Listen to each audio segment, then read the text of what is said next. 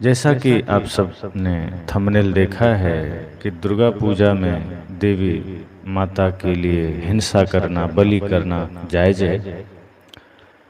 सदगुरु कबीर ने कहा भी है, धर्म कथे जहाँ जीव बधे तहाँ अकर्म करे मेरे भाई, जो तोहरा को पंडित कहिए तो काको कहिए कसाई। कि जो पूजा की स्थल है, जो पूजा की भूमि है, चाहे वो दुर्गा मंदिर हो, चाहे वो काली मंदिर हो, चाहे किसी भी छोटे बड़े देवी देवताओं का मंदिर हो, उनके नाम पर बलि देना ये हिंसा है, पाप है, अपराध है, भयंकर पाप है। चाहे वो किसी भी शास्त्र में भी लिखा हो तो उस वैसे शास्त्र को जला दो, क्योंकि कोई भी शास्त्र अगर हिंसा का समर्थन करता है, कोई भी ग्रंथ अगर हिंसा के लिए प्रेरित करता है तो वह पाप से भयंकर है। पाप तो साहब ने झूठ को भी कहा है, छल को भी कहा है, लेकिन हिंसा तो महापाप है, भयंकर पाप। तो सदगुरु कबीर ने अन्यत्र भी कहा है कि धर्म के नाम पर, पूजा के नाम पर, देवी के नाम पर, देवता के नाम पर हिंसा करना तो भयंकर पाप है। और यह पंडित लोग करवाते हैं। अब नाम से तो पंडित हैं, लेकिन बुद्धि और विवेक नहीं है तो पंडित तो नहीं हो सकते। साहब कहते पंडित वह है जो विवेक करता है, समझ के साथ काम लेता है, जो जीवों पर करुणा का पाठ पढ़ाए, जो जीवों पर रहम करे, दया करे, वह पंडित है, वह ज्ञानी है, वह मुल्ला मौलवी है। तो दुर्गा पूजा के नाम पर हो या अन्य ईद बकरीद के नाम पर हो, कुर्बानी कोई भी हो, बलि कोई भी हो, पाप है। तो बीजक शब्द 83 में हम एक शब्द लेते हैं, इस आधार पर हम चर्चा करें। कबीर का जो समय था, उस समय हिंदू और मुसलमान दोनों सामने थे, तो इस वजह से उन्होंने दोनों के लिए कहा।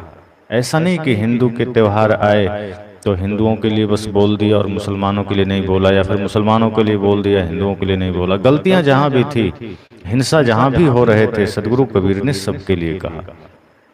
कई बार लोग हमसे कहते हैं कि आप ठीक है कुर्बानी पर बोलें, मुसलमानों पर बोलें, लेकिन हिंदू त्योहारों पर ना बोलें। तो हिंसा तो हिंदू करे या मुसलमान करे, हिंसा तो पाप है, क्यों ना बोला जाए? क्योंकि हिंसा कोई भी करेगा, हिंदू करे, मुसलमान करे, जैन बौद्ध करे। हालांकि जैन पूरा जैन समाज लगभग शाकाहारी होता है, लेकिन बौद्धिस्टों में ये बात अब नहीं है। वो हिंसा करते हैं, मांस भी खाते हैं, ईसाई भी हिंसा करते हैं। तो सदगुरु कबीर के सामने खास करके हिंदू मुसलमान थे, तो उन्होंने उन्हीं की बात की। तो उन्होंने स्पष्ट कहा कि हिंसा किसी के भी नाम पर करो, खुदा के नाम पर, भगवान के नाम पर, ये पाप है।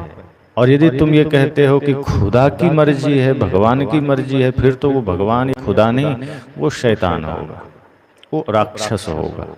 तो मूल पद को हम देखते हैं और फिर इसी पर चर्चा करेंगे।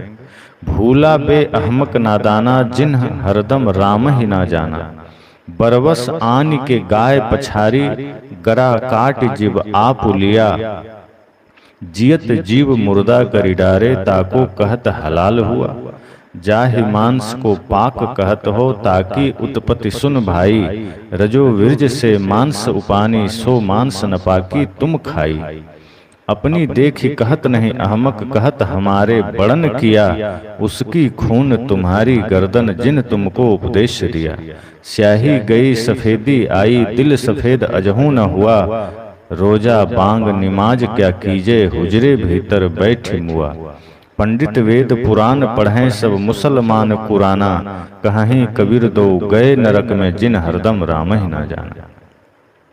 बहुत भयंकर हथौड़ा सदगुरु ने चलाया है।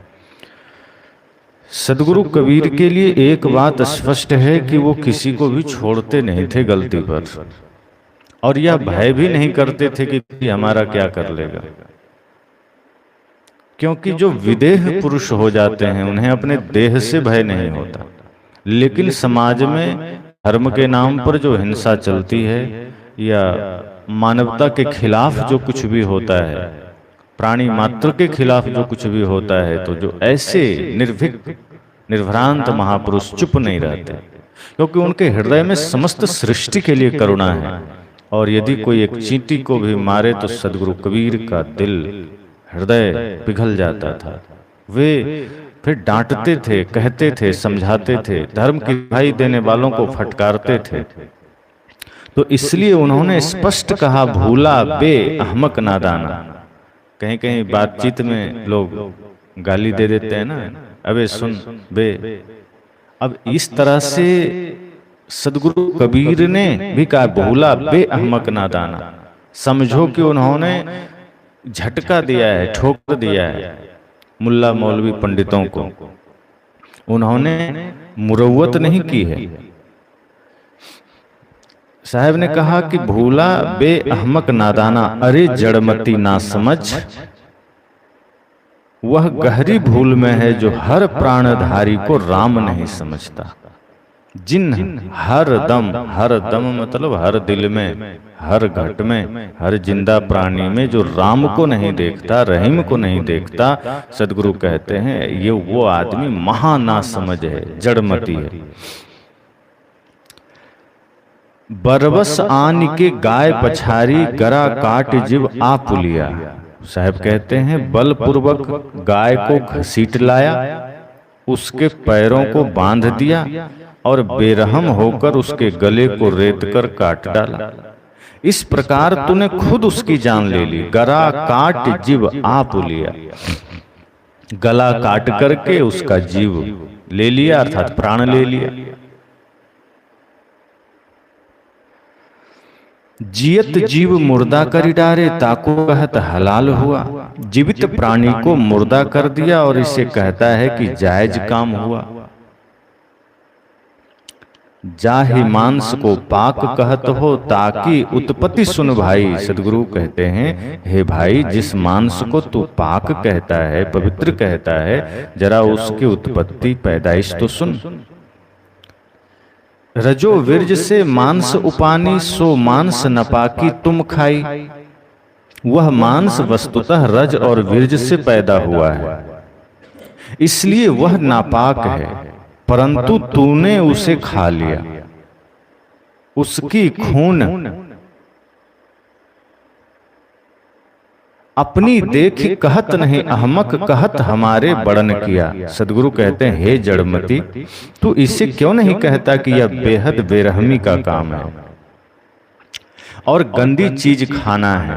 तू कहता है कि हमारे बड़ों का यह आदेश है तथा उन्होंने ऐसा किया है, परंतु ध्यान देना, उसकी खून तुम्हारी गर्दन, जिन तुमको उपदेश दिया। परंतु ध्यान रहे, जिन्होंने तुम्हें ऐसा उपदेश दिया है, इस हत्या का पाप उन पर भी जाएगा और एक दिन तुम्हारा भी गर्दन कटेगा। सदगुरु कबीर कहते हैं, बच नहीं पाओगे, चाहे खुदा के नाम पर हिंसा करो, चाहे भगवान के नाम पर करो। स्याही गई सफेदी आई, दिल सफेद अजहू न हुआ। स्याही चली गई, सफेदी आ गई, परंतु तुम्हारा दिल तो अभी भी सफेद नहीं हुआ। रोजा बांग निमाज क्या कीजे, हुजरे भीतर बैठे मुआ। ऐसे बेरहमी का काम करने वाले के लिए रोजा रहना, बांग पुकारना तथा नमाज पढ़ना क्या मतलब रखता है? प्रार्थना की कोठरियों में बैठकर मरने से भी क्या लाभ होगा?